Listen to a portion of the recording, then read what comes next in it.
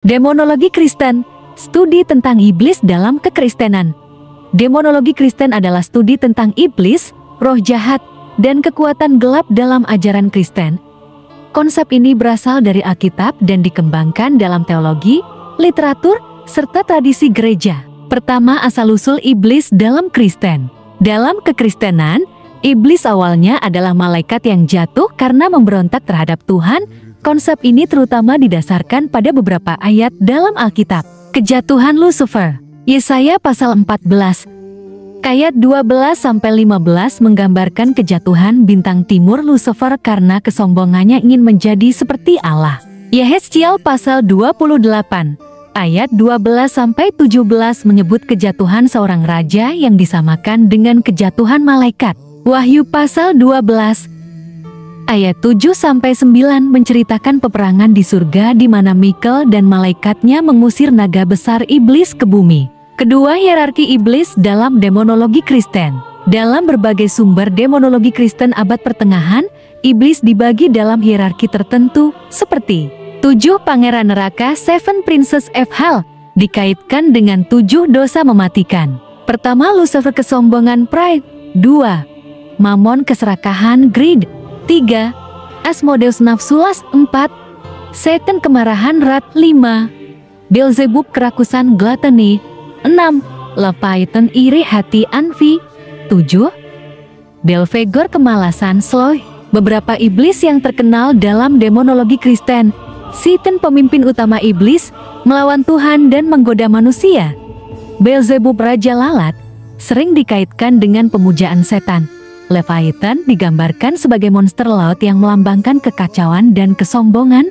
Asmodeus iblis nafsu yang muncul dalam kitab Tobit. Beliau lambang kebobrokan dan ketidaktaatan. Ketiga, tugas dan tujuan iblis dalam Kristen. Menggoda manusia, Matius pasal 4 ayat 1-11, kisah pencobaan Yesus, menyesatkan bangsa-bangsa, 2 Korintus pasal 4 ayat 4 disebut Allah zaman ini yang membutakan pikiran manusia, menentang Tuhan dan umatnya. Efesus pasal 6 ayat 12 melawan roh-roh jahat di udara, menghancurkan iman dan moral manusia. 1 Petrus pasal 5 ayat 8 iblis seperti singa yang mengaum mencari orang untuk ditelan. Keempat, cara mengalahkan iblis menurut Kristen. Kristen mengajarkan bahwa iblis dapat dikalahkan melalui doa dan firman Tuhan. Matius pasal 4 ayat 10 Yesus mengusir iblis dengan firman Tuhan. Iman yang teguh. Yakobus pasal 4 ayat 7 lawanlah iblis, maka ia akan lari daripadamu. Perlindungan Roh Kudus. Efesus pasal 6 ayat 10-18 perlengkapan senjata Allah melawan tipu daya iblis. Ayat-ayat Alkitab tentang kesombongan. Demonologi Kristen bukan hanya tentang mempelajari iblis, tetapi juga memahami bagaimana iman kepada Tuhan menjadi perlindungan utama melawan kuasa gelap. Ayat-ayat Alkitab yang menceritakan tentang kesombongan dalam Alkitab seringkali dikaitkan dengan kejatuhan manusia, pemberontakan terhadap Tuhan, dan kehancuran. Berikut adalah beberapa ayat yang berbicara tentang kesombongan. 1. Kesombongan mengakibatkan kejatuhan. Amsal pasal 16 ayat 18, kecongkakan mendahului kehancuran, dan tinggi hati mendahului kejatuhan. Amsal pasal 18 ayat 12, tinggi hati mendahului kehancuran, tetapi kerendahan hati mendahului kehormatan. Yakobus pasal 4 ayat 6, Allah menentang orang yang kongkak, tetapi mengasihani orang yang rendah hati. Kedua, kesombongan Lucifer iblis yang menyebabkan kejatuhannya. Yesaya pasal 14 ayat 12-15, wah, engkau sudah jatuh dari langit, hai bintang timur, putra fajar, engkau yang tadinya berkata dalam hatimu, aku hendak naik ke langit, aku hendak mendirikan tahtaku mengatasi bintang-bintang Allah. Tetapi sekarang engkau diturunkan ke dunia orang mati. Yehezkiel pasal 28 ayat 17, engkau sombong karena kecantikanmu, hikmatmu kau musnahkan demi kemegahanmu. Aku telah melemparkan engkau ke bumi. Ketiga, Tuhan membenci kesombongan. Amsal pasal 6 ayat 16-17, 6 perkara ini dibenci Tuhan, bahkan 7 perkara yang menjadi kekejian bagi hatinya. mata yang sombong, lidah yang dusta, tangan yang menumpahkan darah orang yang tak bersalah. 1 Petrus pasal 5 ayat 5. Allah menentang orang yang kongkak, tetapi mengasihani orang yang rendah hati. Keempat, contoh kesombongan dalam Alkitab. Raja Nebukadnezar, Daniel pasal 4 ayat 30-37, ia menjadi sombong karena kejayaannya, lalu Tuhan merendahkannya hingga seperti binatang. Orang Farisi dan pemungut cukai, Lukas pasal 18 ayat 9-14, orang Farisi sombong dengan doanya, tetapi pemungut cukai yang rendah hati justru dibenarkan oleh Tuhan. Kesombongan Raja Herodes, Kisah Para Rasul pasal 12 ayat 21-23, Herodes menolak memuliakan Tuhan dan mati secara tragis. Kesombongan adalah sifat yang membawa kehancuran dan ditentang oleh Tuhan. Tuhan menghargai kerendahan hati dan menentang orang yang tinggi hati. Belajar rendah hati adalah cara untuk hidup dalam kasih karunia Tuhan. Kesombongan bisa menjauhkan seseorang dari Tuhan, tetapi kerendahan hati membawa berkat dan kehormatan di hadapannya. Alkitab membahas nafsu dalam berbagai konteks, terutama dalam hal nafsu duniawi, hawa nafsu daging, dan bagaimana mengendalikan diri. Nafsu yang tidak terkendali dapat membawa seseorang kepada dosa. Tetapi Tuhan mengajarkan cara untuk mengatasinya dengan hidup dalam roh dan mengandalkannya. Pertama, hawa nafsu daging yang bertentangan dengan roh. Galatia pasal 5 ayat 16-17, maksudku ialah, hiduplah oleh roh, maka kamu tidak akan menuruti keinginan daging. Sebab keinginan daging berlawanan dengan keinginan roh, dan keinginan roh berlawanan dengan keinginan daging, karena keduanya bertentangan sehingga kamu setiap kali tidak melakukan apa yang kamu kehendaki. Roma pasal 8 ayat 5-6, sebab mereka yang hidup menurut daging memikirkan hal-hal yang dari daging, tetapi mereka yang hidup menurut roh memikirkan hal-hal yang dari roh, karena keinginan daging adalah maut, tetapi keinginan roh adalah hidup dan damai sejahtera. Yakobus pasal 1 ayat 14-15, tetapi tiap-tiap orang dicobai oleh keinginannya sendiri, karena ia diseret dan dipikat olehnya. Dan apabila keinginan itu telah dibuahi, ia melahirkan dosa, dan apabila dosa itu sudah matang, ia melahirkan maut. Makna, nafsu daging berlawanan dengan keinginan Roh Kudus. Kita harus memilih untuk hidup dalam pimpinan roh supaya tidak jatuh dalam dosa. 2. Nafsu duniawi dan peringatan tentang keserakahan. 1 Yohanes pasal 2 ayat 16-17, sebab semua yang ada di dalam dunia, yaitu keinginan daging, keinginan mata dan keangkuhan hidup, bukanlah berasal dari Bapa, melainkan dari dunia. Dan dunia ini sedang lenyap dengan keinginannya. Tetapi orang yang melakukan kehendak Allah tetap hidup selama-lamanya. 1 Timotius pasal 6 ayat 9-10, tetapi mereka yang ingin kaya terjatuh ke dalam pencobaan, ke dalam jerat dan ke dalam berbagai-bagai nafsu yang hampa dan yang mencelakakan, yang menenggelamkan manusia ke dalam keruntuhan dan kebinasaan. Karena akar segala kejahatan ialah cinta uang, sebab oleh memburu uanglah beberapa orang telah menyimpang dari iman dan menyiksa dirinya dengan berbagai-bagai duka. Amsal pasal 27 ayat 20, dunia orang mati dan kebinasaan tak akan puas, demikianlah mata manusia tak akan puas. Makna, nafsu duniawi seperti cinta uang dan keinginan mata dapat menjauhkan kita dari Tuhan dan membawa kebinasaan. Ketiga, nafsu yang berhubungan dengan dosa seksual. 1 Korintus pasal 6 ayat 18, jauhkanlah dirimu dari percabulan. Setiap dosa lain yang dilakukan manusia terjadi di luar dirinya, tetapi orang yang melakukan percabulan berdosa terhadap dirinya sendiri. 2 Timotius pasal 2 ayat 22, sebab itu jauhilah nafsu orang muda dan kejarlah keadilan, kesetiaan, kasih dan damai bersama-sama dengan mereka yang berseru kepada Tuhan dengan hati yang murni. Roma pasal 13 ayat 13-14, marilah kita hidup dengan sopan, seperti pada siang hari, jangan dalam pesta pora dan kemabukan, jangan dalam percabulan dan hawa nafsu, jangan dalam perselisihan dan iri hati. Tetapi kenakanlah Tuhan Yesus Kristus sebagai perlengkapan senjata terang, dan janganlah merawat tubuhmu untuk memuaskan keinginannya. Makna, Dosa seksual seringkali berawal dari nafsu yang tidak terkendali, dan Alkitab mengajarkan untuk menjauhinya serta hidup dalam kesucian. Keempat, cara mengatasi nafsu menurut Alkitab. Matius 26:41, berjaga-jagalah dan berdoalah, supaya kamu jangan jatuh ke dalam pencobaan. Roh memang penurut, tetapi daging lemah. 1 Korintus jam 10:13, pencobaan-pencobaan yang kamu alami ialah pencobaan-pencobaan biasa yang tidak melebihi kekuatan manusia. Sebab Allah setia dan karena itu Ia tidak akan membiarkan kamu dicobai melampaui kekuatanmu.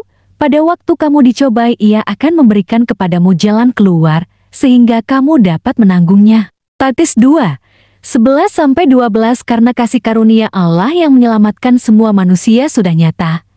Ia mendidik kita supaya kita meninggalkan kefasikan dan keinginan-keinginan duniawi dan supaya kita hidup bijaksana, adil dan beribadah di dalam dunia sekarang ini. Makna: mengandalkan doa, hidup dalam pimpinan Roh, dan menerima kasih karunia Tuhan adalah kunci untuk mengalahkan hawa nafsu. Kesimpulan: 1. Nafsu daging bertentangan dengan kehendak Tuhan dan harus dikendalikan dengan hidup dalam Roh. 2. Nafsu duniawi, seperti keserakahan dan cinta uang, bisa menjauhkan kita dari Tuhan. Ketiga, dosa seksual berawal dari nafsu yang tidak dikendalikan, sehingga kita harus menjauhinya. 4. Cara mengatasi nafsu adalah dengan berdoa, hidup dalam kesucian, dan mengandalkan kasih karunia Tuhan.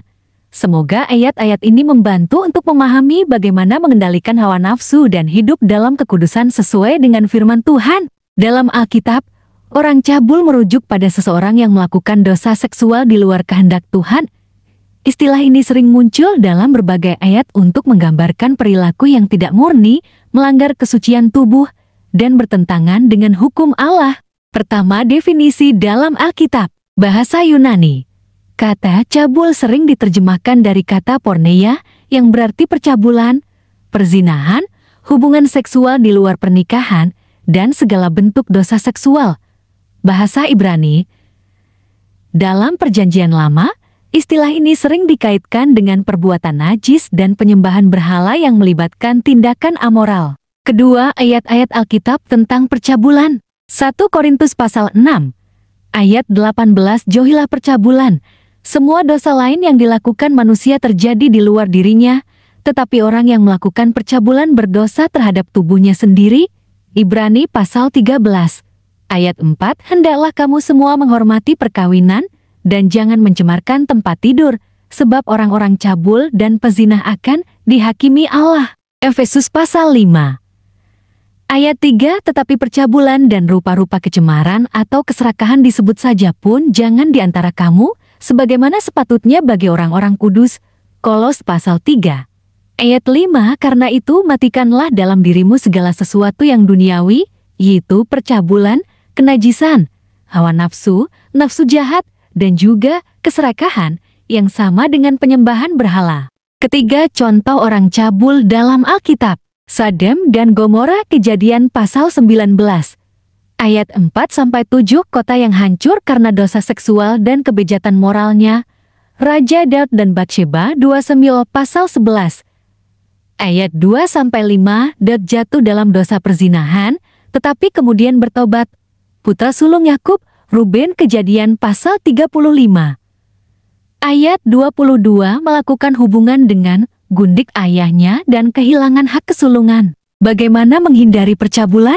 Menjaga hati dan pikiran dari hal-hal najis. Matius pasal 5.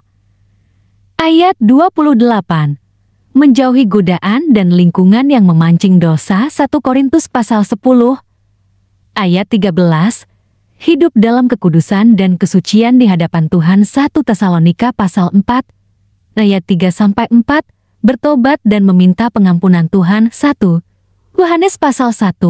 Ayat 9. Kesimpulan, orang cabul adalah mereka yang melakukan dosa seksual di luar kehendak Tuhan. Alkitab dengan tegas melarang percabulan dan menekankan kekudusan dalam hidup manusia. Tuhan mengampuni orang yang bertobat dan kembali hidup dalam kekudusan. Tuhan memanggil setiap orang untuk hidup suci, menjaga tubuh sebagai bait Roh Kudus, dan menjauhi segala bentuk dosa seksual. Pertama Lukas pasal 12, ayat 15. Katanya lagi kepada mereka, berjaga-jagalah dan waspadalah terhadap segala ketamakan, sebab walaupun seorang berlimpah-limpah hartanya, hidupnya tidaklah tergantung dari kekayaannya itu. 2. 1 Timotius pasal 6, ayat 10. Karena akar segala kejahatan ialah cinta uang, sebab oleh memburu uanglah beberapa orang telah menyimpang dari iman dan menyiksa dirinya dengan berbagai-bagai duka. Ketiga Amsal 28:25. Orang yang loba menimbulkan pertengkaran, tetapi siapa percaya kepada Tuhan akan diberi kelimpahan. Keempat Matius jam 6:24. Tak seorang pun dapat mengabdi kepada dua tuan. Karena jika demikian, ia akan membenci yang seorang dan mengasihi yang lain, atau ia akan setia kepada yang seorang dan tidak mengindahkan yang lain. Kamu tidak dapat mengabdi kepada Allah dan kepada Mamon. Kelima Ibrani 13:5. Janganlah kamu menjadi hamba uang dan cukupkanlah dirimu dengan apa yang ada padamu. Karena Allah telah berfirman, Aku sekali-kali tidak akan membiarkan engkau dan aku sekali-kali tidak akan meninggalkan engkau. 6 Amsal jam 15:27. Orang yang loba akan keuntungan yang tidak halal mengacaukan rumah tangganya. Tetapi siapa membenci suap akan hidup. Ketujuh Kolose 3:5. Karena itu matikanlah dalam dirimu segala sesuatu yang duniawi, yaitu percabulan, kenajisan, hawa nafsu, nafsu jahat, dan juga keserakahan yang sama dengan penyembahan berhala. Keserakahan bukan hanya soal uang, tetapi juga soal keinginan yang berlebihan terhadap hal-hal duniawi yang bisa menjauhkan kita dari Tuhan. Alkitab mengajarkan kita untuk hidup dengan rasa cukup dan percaya kepada pemeliharaan Tuhan. Dalam Alkitab, nafsu seringkali dikaitkan dengan keinginan daging yang bisa menjauhkan seseorang dari Tuhan. Berikut beberapa ayat yang membahas tentang nafsu. Pertama, tentang mengendalikan nafsu. 1 Korintus jam 6:18. Jauhkanlah dirimu dari percabulan. Setiap dosa lain yang dilakukan manusia terjadi di luar dirinya, tetapi orang yang melakukan percabulan berdosa terhadap dirinya sendiri. 1 Tesalonika 4:3-5. Karena inilah kehendak Allah, pengudusanmu, yaitu supaya kamu menjauhkan diri dari percabulan, supaya kamu masing-masing mengambil seorang perempuan menjadi istrimu sendiri dalam keadaan kudus dan hormat, bukan di dalam keinginan nafsu seperti orang-orang yang tidak mengenal Allah. Kedua, tentang bahaya nafsu duniawi. Galatia 5:16-17. Maksudku ialah, hiduplah oleh roh, maka kamu tidak akan menuruti keinginan daging. Sebab keinginan daging berlawanan dengan keinginan roh dan keinginan roh berlawanan dengan keinginan daging karena keduanya bertentangan sehingga kamu setiap kali tidak melakukan apa yang kamu kehendaki. Yakobus 1:14-15. Tetapi tiap-tiap orang dicobai oleh keinginannya sendiri karena ia diseret dan dipikat olehnya. Dan apabila keinginan itu telah dibuahi, ia melahirkan dosa. Dan apabila dosa itu sudah matang, ia melahirkan maut. Ketiga, tentang menjaga hati dan pikiran dari nafsu. Matius jam 5:28. Tetapi aku berkata kepadamu, setiap orang yang memandang perempuan serta menginginkannya, sudah berzina dengan dia di dalam hatinya. Roma jam 13:14. Tetapi kenakanlah Tuhan Yesus Kristus sebagai perlengkapan senjata terang, dan janganlah merawat tubuhmu untuk memuaskan keinginannya. Ayat-ayat ini menunjukkan pentingnya menjaga hati, pikiran, dan tubuh dari keinginan yang tidak sesuai dengan kehendak Tuhan. Beberapa ayat Alkitab yang membahas tentang kemarahan. Pertama, Efesus 4:26-27. Apabila kamu menjadi marah, janganlah kamu berbuat dosa. Janganlah matahari terbenam sebelum padam amarahmu, dan janganlah beri kesempatan kepada iblis. Kedua, Yakobus 1:19-20. Hai saudara-saudara yang kukasihi, ingatlah hal ini. Setiap orang hendaklah cepat untuk mendengar, tetapi lambat untuk berkata-kata, dan juga lambat untuk marah, sebab amarah manusia tidak mengerjakan kebenaran di hadapan Allah. Ketiga, Amsal jam 14:29. Orang yang sabar besar pengertiannya, tetapi siapa cepat marah membesarkan kebodohan. Keempat, Pengkhotbah 7:9. Janganlah lekas-lekas marah dalam hatimu, karena amarah menetap dalam dada orang bodoh. Kelima, Amsal 15:1.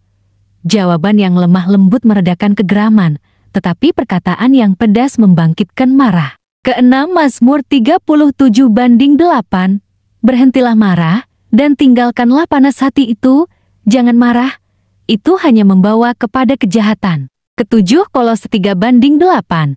Tetapi sekarang, buanglah semuanya ini, yaitu marah, geram, kejahatan, fitnah, dan kata-kata kotor yang keluar dari mulutmu. Ayat-ayat ini mengajarkan bahwa kemarahan harus dikendalikan dan tidak boleh dibiarkan berlarut-larut, karena bisa membawa kepada dosa dan keputusan yang salah. Berikut adalah beberapa ayat dalam Alkitab yang berbicara tentang kerakusan keserakahan dalam makanan, harta, atau nafsu duniawi. Pertama, Amsal 23:20-21. Janganlah engkau ada di antara peminum anggur dan pelahap daging, karena si pemabuk dan si pelahap menjadi miskin, dan kantuk membuat orang berpakaian compang-camping. Ayat ini memperingatkan tentang bahaya kerakusan dalam makanan dan minuman, yang dapat menyebabkan kemiskinan dan kemalasan. Kedua, Filipi pasal 3, ayat 19. Kesudahan mereka ialah kebinasaan, Tuhan mereka ialah perut mereka, kemuliaan mereka ialah aib mereka. Pikiran mereka semata-mata tertuju kepada perkara duniawi. Paulus menegur orang-orang yang hidup untuk memuaskan nafsu duniawi, menjadikan perut mereka sebagai Tuhan dan melupakan perkara rohani. Ketiga, Lukas pasal 12, ayat 15. Berjaga-jagalah dan waspadalah terhadap segala ketamakan, sebab walaupun seorang berlimpah-limpah hartanya, hidupnya tidaklah tergantung dari kekayaannya itu. Yesus mengajarkan bahwa hidup bukan hanya tentang memiliki banyak harta atau kepuasan duniawi, tetapi tentang hubungan dengan Tuhan. Keempat, Amsal pasal 25, ayat 16. Jika engkau mendapat madu, makanlah secukupnya, supaya engkau jangan kenyang lalu memuntahkannya. Amsal ini menekankan pentingnya pengendalian diri dalam menikmati sesuatu, agar tidak berlebihan dan akhirnya merugikan diri sendiri. Kelima, 1 Korintus pasal 6, ayat 19-20. Atau tidak tahukah kamu, bahwa tubuhmu adalah bait Roh Kudus yang diam di dalam kamu, Roh Kudus yang kamu peroleh dari Allah, dan bahwa kamu bukan milik kamu sendiri, sebab kamu telah dibeli dan harganya telah lunas dibayar. Karena itu muliakanlah Allah dengan tubuhmu. Tubuh kita adalah milik Tuhan, dan kita harus menjaganya dengan hidup sehat dan tidak serakah dalam makanan atau kesenangan duniawi. Keenam, Tates pasal 1, ayat 12. Seorang dari kalangan mereka, nabi mereka sendiri, pernah berkata, orang Kreta selalu pendusta, binatang buas, pelahap yang malas. Paulus mengutip kritik terhadap orang-orang yang hidup dalam kerakusan dan kemalasan, menunjukkan bahwa itu bukan sikap yang baik bagi orang percaya. Ketujuh, Yehezkiel jam 16:49. Lihat, inilah kesalahan Sadem, saudaramu, kecongkakan, kekenyangan roti, dan kelambanan menolong orang yang sengsara dan miskin. Tuhan mengecam Sadem bukan hanya karena dosa seksual, tetapi juga karena kerakusan dan ketidakpedulian terhadap sesama. Kesimpulan, kerakusan tidak hanya dalam hal makanan, tetapi juga dalam hal harta, kesenangan, dan kehidupan duniawi. Alkitab mengajarkan kita untuk hidup dalam keseimbangan, pengendalian diri, dan tidak membiarkan keinginan duniawi menguasai hidup kita. Beberapa ayat Alkitab tentang iri hati. 1. Amsal jam 14:30. Hati yang tenang menyegarkan tubuh, tetapi iri hati membusukkan tulang. 2. Yakobus jam 3:16. Sebab di mana ada iri hati dan mementingkan diri sendiri, di situ ada kekacauan dan segala macam perbuatan jahat. Ketiga, Galatia pasal 5, ayat 26. Janganlah kita menjadi sombong. Janganlah kita saling menantang dan saling mendengki.